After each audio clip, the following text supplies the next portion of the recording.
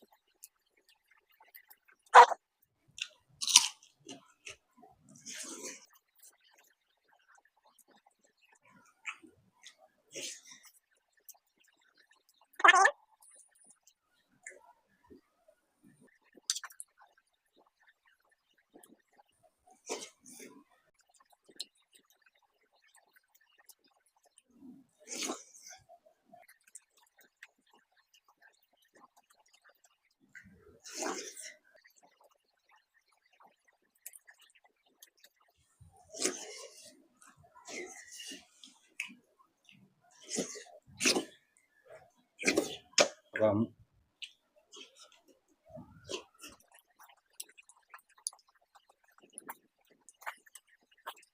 তো আজকের এই ভিডিও দেখে আপনাদের কেমন লাগলো সেটা কিন্তু অবশ্যই কমেন্টস করে জানাবেন। যদি ভিডিওটা ভালো লাগে অবশ্যই একটা লাইক করবেন, আর লাইক করার সাথে সাথে অবশ্যই একটা হাইপ দিয়ে দেবেন। দেখা হচ্ছে নেক্সট ভিডিওতে। নমস্কার।